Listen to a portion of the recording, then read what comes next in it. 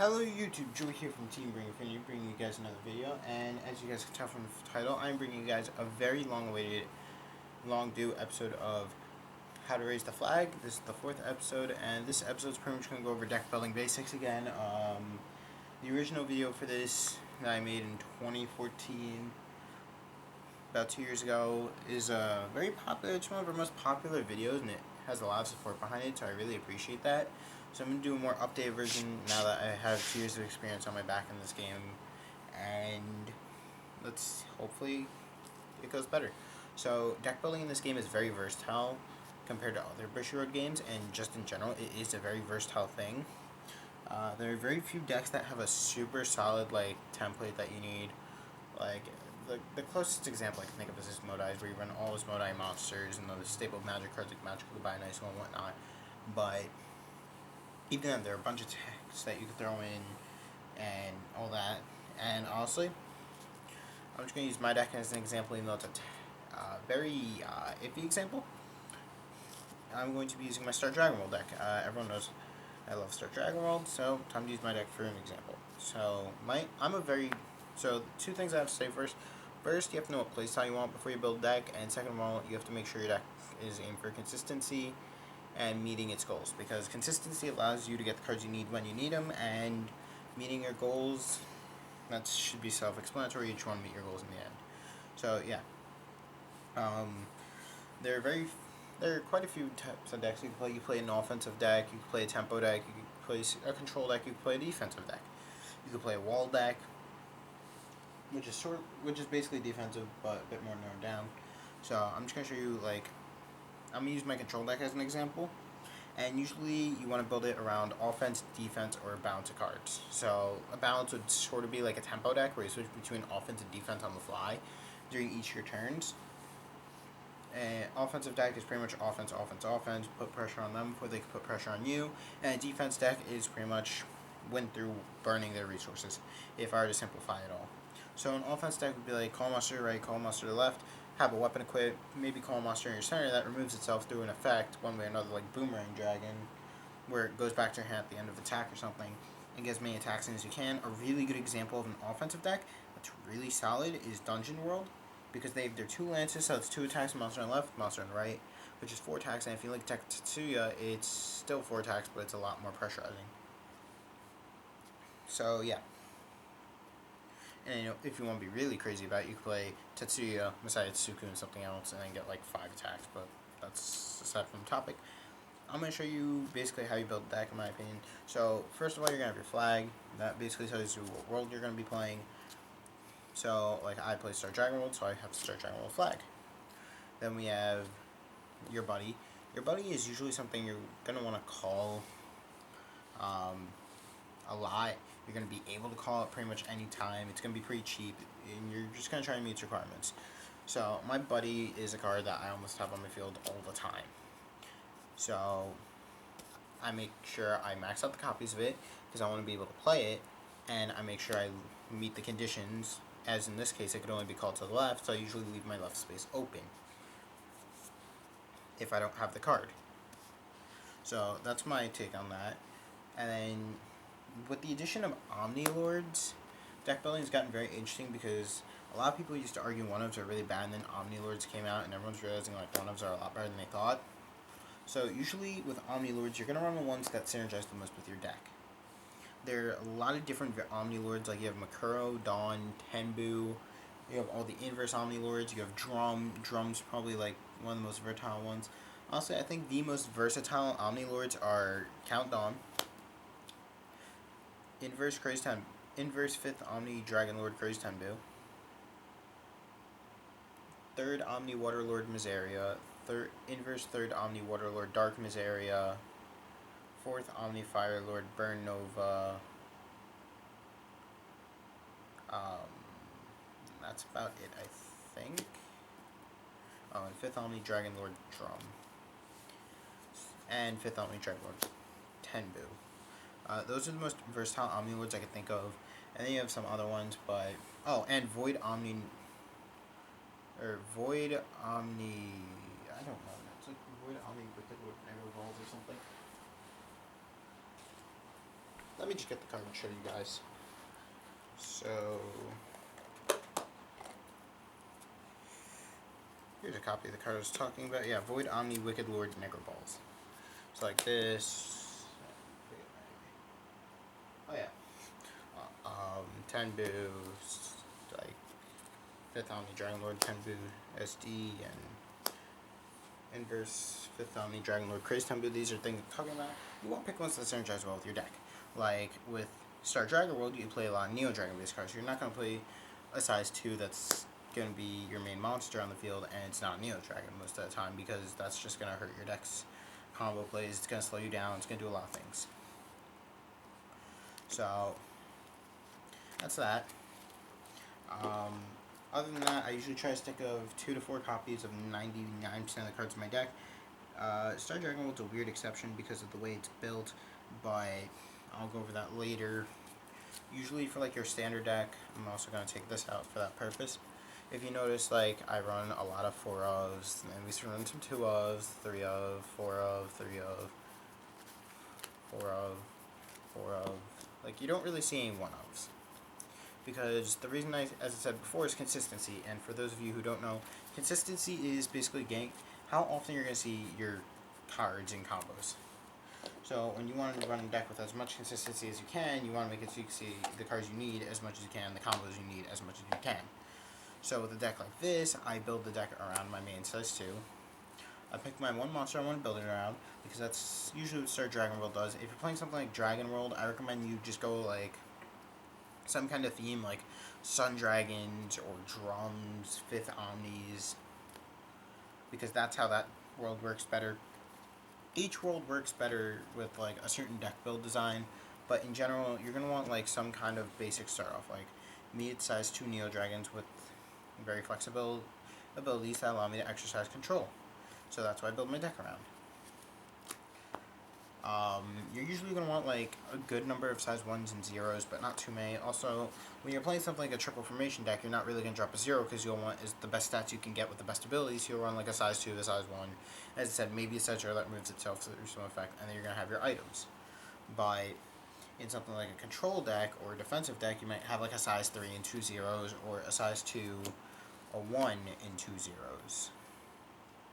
Because that allows for the best potential outplay you can, and for certain worlds, items that allow you to attack through a center, so you might have like a 3, 2 zeros and an item, or something of the sorts. So yeah, that's kind of like what you want to do. You want to focus around your main formations and make your consistency as high as possible, as well as allowing for the most amount of combo plays and power plays you can.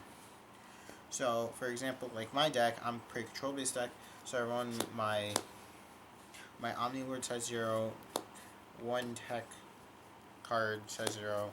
My Buddy is a 4 of, that way I see it as much as I can, because you can play up to 4 copies of any card in your deck. And then we play some more techs and whatnot. Like, actually, I wouldn't really call these techs. As I said, Star Dragon World's a bit weird, so I'm going to go into that later. But then we have the cards we want to see, and then we have the cards we really want to see and play a lot. And then back to other cards, and then our main card.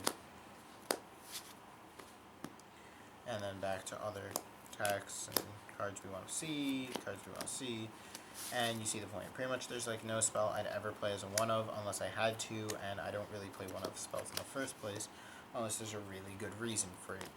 So with like a size 1 deck, or let's go with the control deck for now.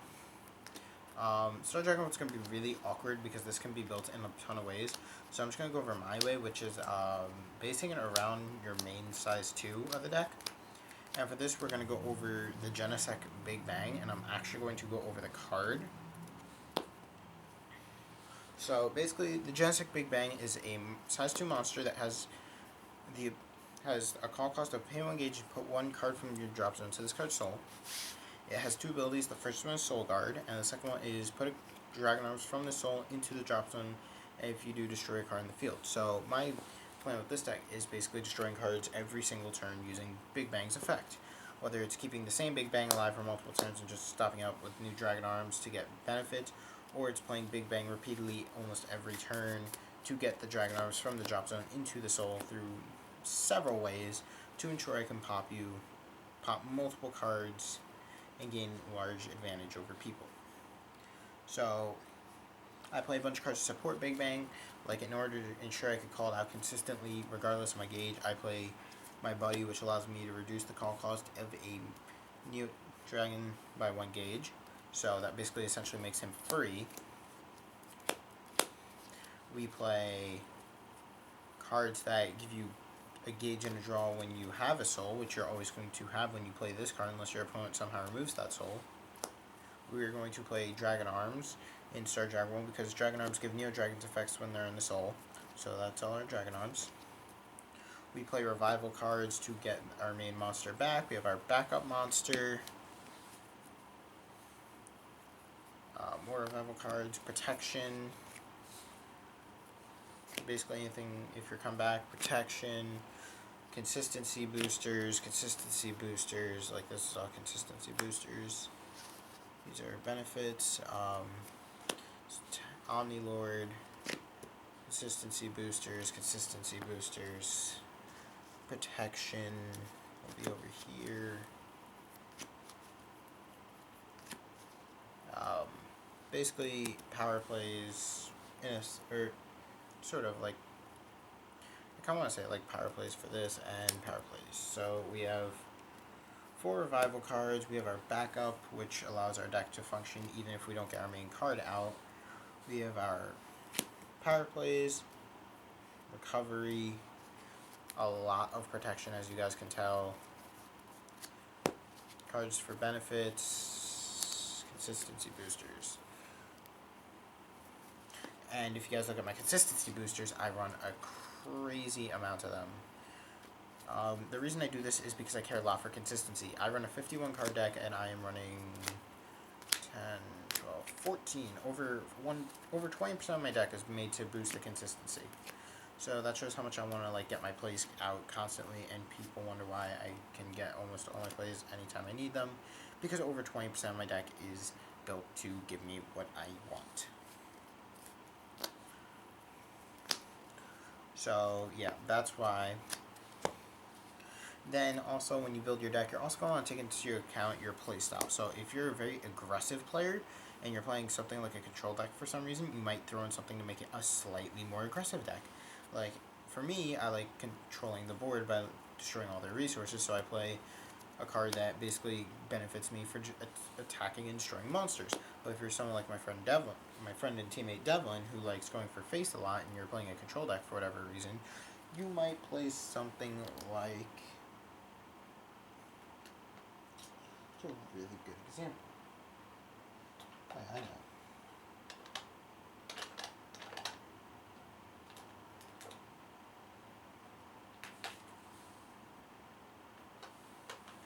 Sorry guys, I didn't think about this. You might play something like Star Guardian Jackknife Full Burst. And the reason I am bringing up this card is because it basically allows you to go for face very easily, because it has the penetrate ability. So you may not be worried about their sides as much, but you'll be going like kill your center and deal damage, and then you attack, deal damage, and then you also have your 0, attack, if I can find my 0. Oh, wait, let me pull that for a second. You have your 0s, attack, deal damage, and then you have the impact monster, which is also attack and deal damage. So power plays, so you might go for a lot of face. And for those of you who don't know what I mean when I say you might go for a lot of face, I mean you might just go in to attack them to get kill, like to go for the kill. So that's that. And usually you want to have like some sort of balance when it comes to your deck. Like, you don't want too many spells or too many monsters. So I'm just going to show you like how many I run for something like this. So like size 1s are pretty much something you want to have at a good amount of time, and I count 0s also in like the 1 count, because usually you're gonna play one or the other. You're not usually gonna have all of them, and basically 0s are smaller ones. So I have 5, 7, 11. If I can find it. See, like this is kind of weird to show, as I said, because the ratios aren't exactly what I'd imagine. It'd probably be better off if I show you my Black Dragon deck, which I'll show you in a second. But for a deck that's based around a very small margin of cards, you see all the support I run, which is like a good 20 cards or so, I think. 4, 8, 12, 17 cards. Yes, see, 17 cards to support my theme. And then our main cards, 7 of those. And then the rest is pretty much indirect support one way or another. But if I choose something more credible like this, which is something you're more likely to encounter in terms of ratios and something more people are going to build, you run like 4, 6, 8, 11, 15. Yeah, like honestly, you're going to play anywhere from like 10 to 15 size 0s and 1s in most cases. And then your size 2s are going to be slightly smaller than that. Like this one runs 7. I was trying to run 8, but I can't get a second one.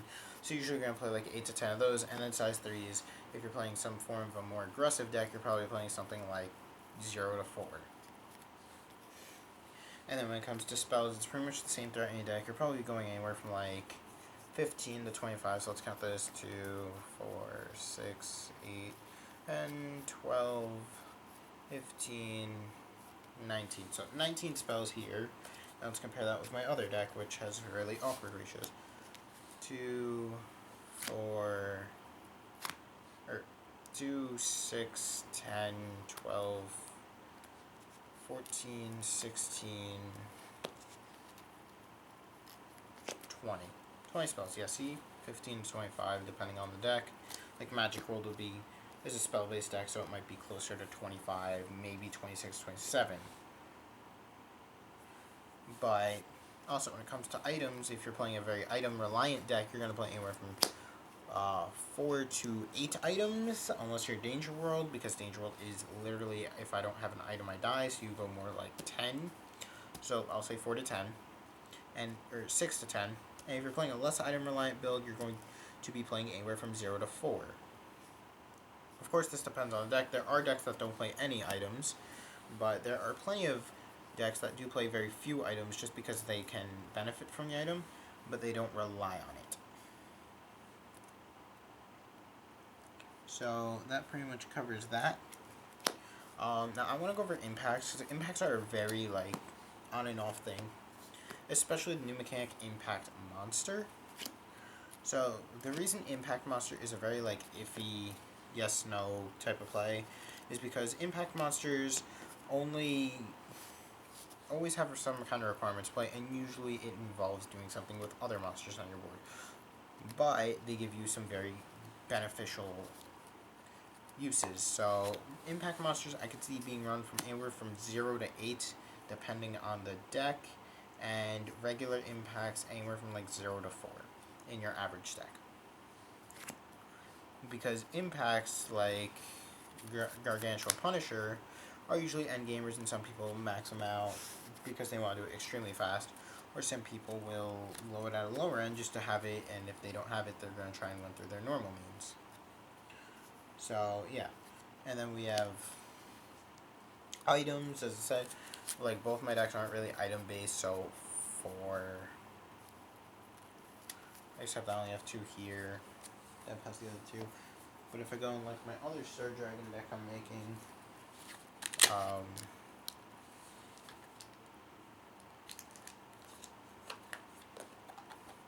going to be making a Jackknife type of deck, so 4 items based around Jackknife. So basically, you build your deck to support your main idea, your central basis, and honestly, you want to keep your consistency as high as possible. As I said, I run like 20 consistency boosters. Or at least 20% of my deck is consistency boosters. So I really do like having the ability to make my deck as consistent as possible and make it do what I need it to do as often as possible, because that versatility is power in my opinion. And basically, if your deck is as versatile as possible, you're going to make a lot of beneficial plays, and sometimes they just can't be stopped. And that's why people have a hard time dealing with decks like this, because too many power plays and too many beneficial plays can lead to a lot of indirect pressure on the opposing player. A lot of it can cause them to run out of plays too fast for their deck to come back from. It can do a lot of harm to their deck just in general, and it could throw off their playstyle in general. And then keep in mind, when you're building a deck, you could either build it for locals, which is just to deal with your local meta. Like, if you see a lot of dragons and you're playing Legend World, you may not normally main a bunch of Dragon Heat.